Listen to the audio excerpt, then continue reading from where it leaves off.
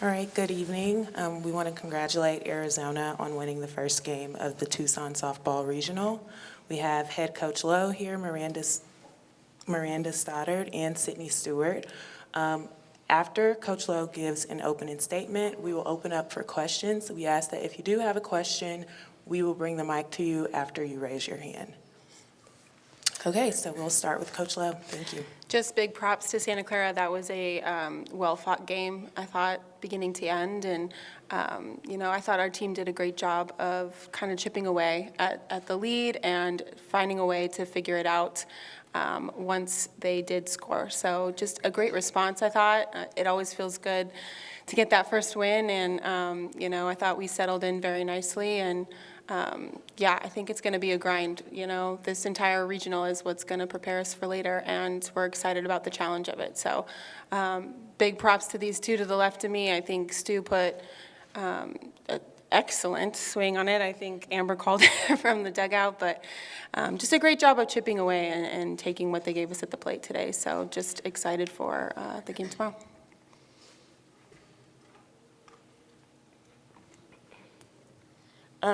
Kate, I know you like Miranda and Ryan paired up, so I'm assuming today that was the plan. Mm-hmm.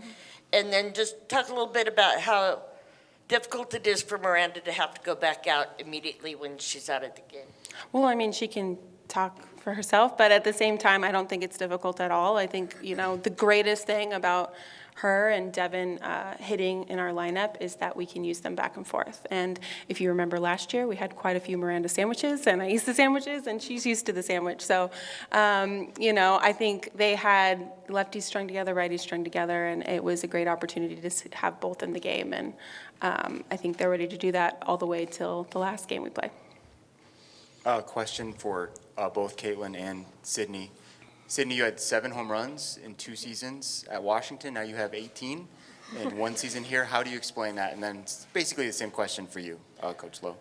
I think, when I first transferred, one of my biggest goals was just to develop and to have a coaching staff that has history of being legends in the sport. And I think Coach K is one of the greatest of all times, and which is awesome, and see the people that have gone through this program, to see how they have developed. And in the fall, I kind of set out with Coach Burr, Kate, and Lap my goals of the season, and I told them that I wanted to slug more, I wanted to throw out more runners. So I think just dialing in on that and those goals, and making sure that I put the work in, and I think having 2 seasons under my belt, and now basically 3, it's just cool to see the journey and how I've grown through each season. So I think just her preparation is unmatched. She comes ready to work every single day and has done nothing but get better since day one that she stepped onto this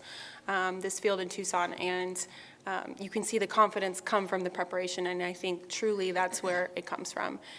Being able to know she can hit whatever part of the plate and in any moment, pressure filled or not, bases empty, not, and I think she can hit at all of those moments, and I think that comes with just killer preparation, her working with Amber, setting goals, but then actually going to work every single day throughout a grind of a season is a different thing. And just, it wasn't words, it was action.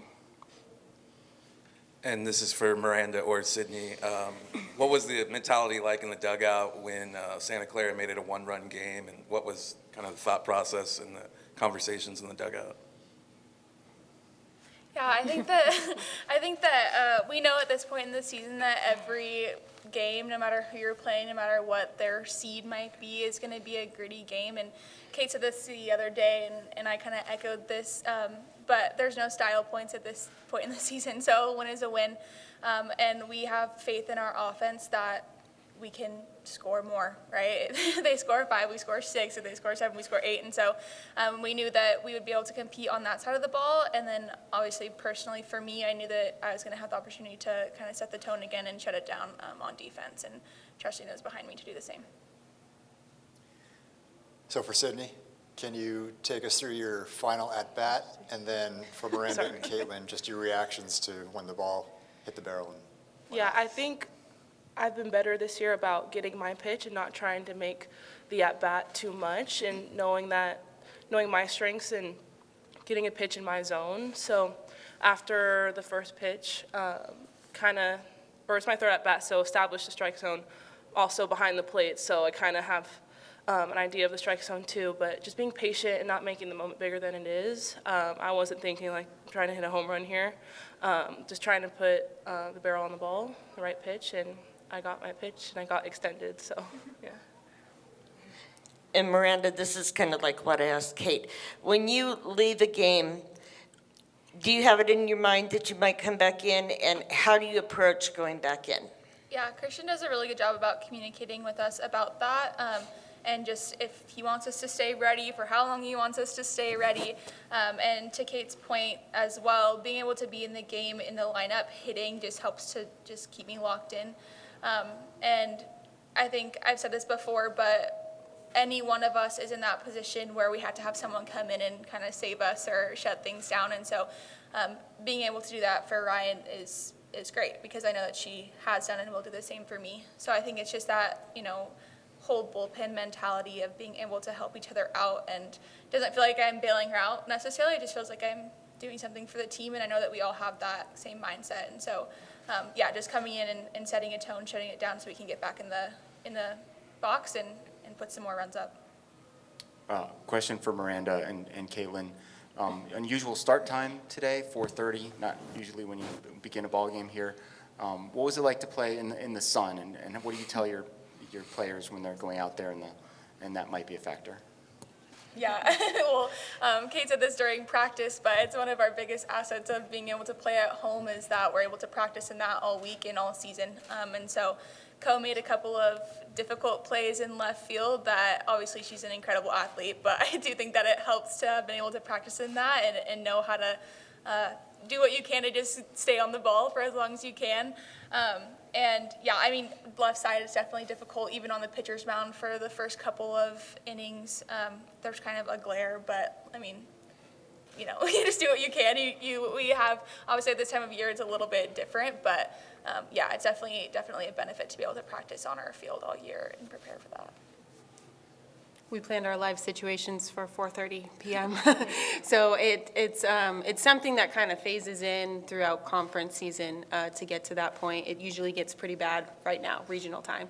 And it never fails that when we host and we're at home, we're always playing kind of at this time, whether it be the first game or the second game, whatever it might be. So we treat it like our biggest home field advantage if we can, and just understand that there will be sun, it will be in your eyes, and you got to figure it out. And Co made a diving play in practice where she looked like a belly flop, but she just waited till it came out and figured out a way. And it takes someone, and it takes all of them to buy into the preparation of that it's going to be uncomfortable, that they're going to figure it out. And I think that it goes for all of softball too. Coach, you talked about, Miranda's talent and ability to play both sides of the ball. It's not too often nowadays that you do see two-way players, especially two-way players that succeed as well as you and Devin do. Can you just talk about how having those assets and having that talent is going to help you throughout the rest of the regional? Well, it's huge, and I'm actually so glad they have each other, too, in those moments. And I think the coolest thing that they've done this year is not let one side of the ball affect the other. And they constantly feel like they can contribute in several different ways. And that's their power, their superpower, very much so. And I think the coolest thing about our pitching and our plan is that we can always keep them live, and it's just something that we have in our back pocket. And at the same time, they're packing a punch right there in the middle, and nobody wants to face them back to back, and especially with Stewie right there in the mix. So it's exciting for us. It's cool to be able to use different combinations against hitters. And at the end of the day, I think they just provide our team with such just a punch of confidence throughout the lineup, knowing that they're right there. And Coach, just your thoughts on the atmosphere today, hosting the regional and just the atmosphere at Hillenbrand Stadium. I mean, it's great. It's always great. Tucson shows up for softball. It is a softball town, and couldn't be more proud of our fan base and the way they show out for us and the way they've showed up for us all year long, quite frankly. And it's like no other feeling just having this place packed, and definitely feels like we have just an extra person out there. And I think we play a little bit better when we dig deep and we've got them chanting U of A behind our back, so.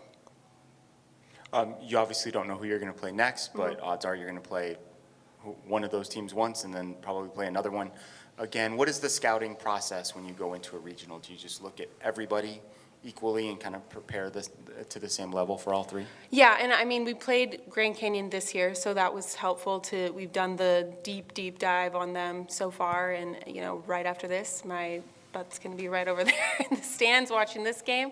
And it doesn't matter to us and our team. We're going to play our game, but yes, we're going to be prepped for, you know, we'll have our normal routine throughout the day, breaking down pictures and plans and what we're going to do. And it's tough to have several different opponents, and at the same time, these guys have played 6 different teams in a weekend before, so they're very used to the prep of a lot of opponents. All right, that concludes this press conference. Thank you all so much for your time. Thank you.